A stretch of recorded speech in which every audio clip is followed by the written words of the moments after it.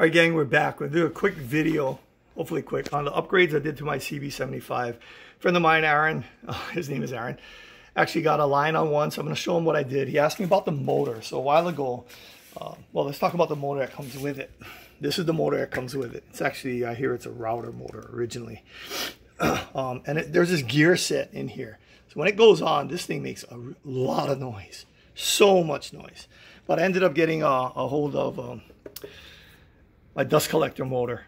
My dust collector bit the dust right after warranty, but Jet honored it. In the meantime, I got a Cyclone. But they sent me this motor. I said, I'm going to put it on the bandsaw. So there's some specs for you. 3 horsepower. And it's a 220. I have the bolts off of the cover over here. I changed out the pulleys. So now it's, I forgot if it came with single or dual pulleys. But it's dual pulley now. And I spaced it out a bunch right here. So it pushed it out. I had to drill more holes, and we just spaced out the guard. What's pretty cool is I don't remember, and I don't think I drilled any new holes inside this plate to mount the motor. I think it mounted straight up. You see this right here? This is the adjuster. Obviously, I can't pull it out because it's on, but this is what you use to tighten the belt. In or out, if you got to get the belt close. But I do believe I bought new pulleys for this. I ended up putting washers because this is a bolt that I found. I mean, you just got to source it yourself. All right. A couple other things. I run well, let's talk about the fence.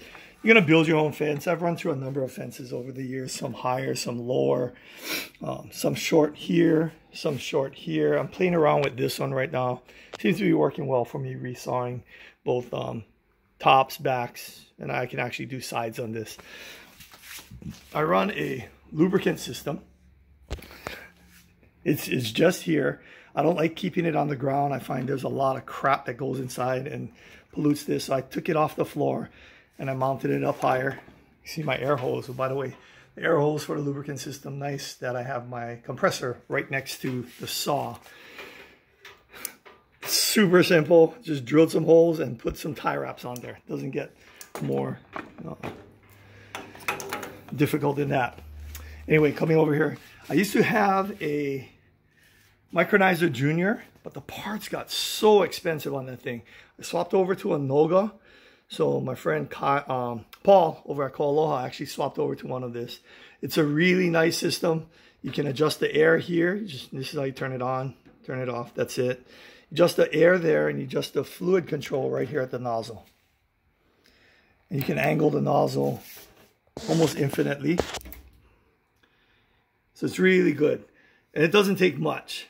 But now that we're here, some of you may have seen my other video where I upgraded the guides to the Carter guides. Well, I did a conversion from the 3-inch Stellite blade guides. I bought the Hitachi kit, and this is the only thing I got from the Hitachi kit I kept. It's like a $250 conversion kit, but I needed this bracket right here to put the Carter guides inside. This was key for me. You guys can have that made or whatever. It's a $250 bracket for me. But let me go around the backside and show you what it looks like. That's it. It bolts up to here from the bottom. It bolts up to this shaft. And then it has 2 holes inside. So I just ended up using this side. But that comes from the Hitachi 1-inch. You can convert the blade to 1-inch blades. So this is a Carter. I think I mistakenly told my friend, Paul at Cola, I told him that it was a 600 series, and if you ordered a 600 series, it's super huge. But he actually has a 600 guide on the top. 600 guide won't fit on the bottom. I believe this is the 500 series guide. So you can see this bearing is about 1 inch. And it is the extra wide one.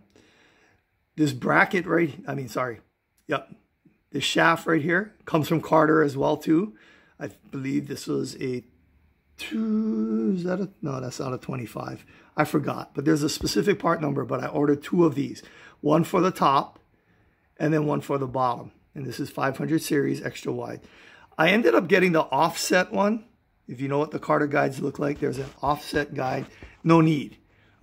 This one just fits right into the back. We'll go to the back again.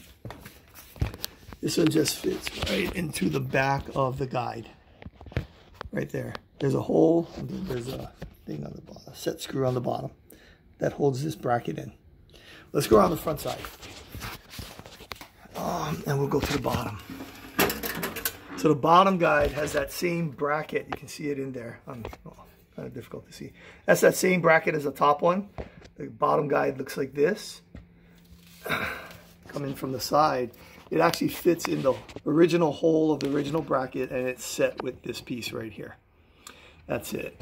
So that is the Carter guide upgrade, and what it allowed me to do, and it's a big improvement over the Hitachi conversion. The reason I did the conversion is I decided I didn't want to spend a couple $100 every time the 3-inch Stellite blade went. Plus, there's so many more options available for 1-inch blades. So I have a Lennox Woodmaster CT on here. So carbide tip.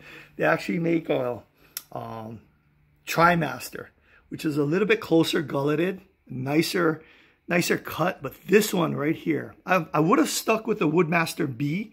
That's also a nice blade. It's a bimetal blade with a big gullet, and it's awesome for resawing. This one's probably 3 times the price, the CT, and then the TriMaster is even more than that. But this blade, I think, goes for like $120 to $150. The Woodmaster B, you can probably get it for like 50 to 70 bucks. But the quality of cut on this is amazing, and it lasts super long. What's nice about the CT is carbide tip. So you're not paying carbide for the whole blade. I don't know if that's what the TriMaster is. But anyway, this is and again, the Carter, I believe, is the 500 series. Don't get the 600 series. You can for the top. It is a monster of a guide. But the 500 works for me. If you get anything less than that, I think the 2200 or 2300, I actually had that on here, and it totally blew up and destroyed the bearings. So again, a couple of the upgrades I did to my Hitachi CB75.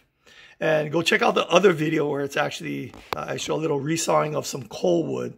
You can see the quality of cut. I believe that was with a Lennox Woodmaster CT as well. So the exact blade that's on here right now, that was a cut on that one. All right, guys.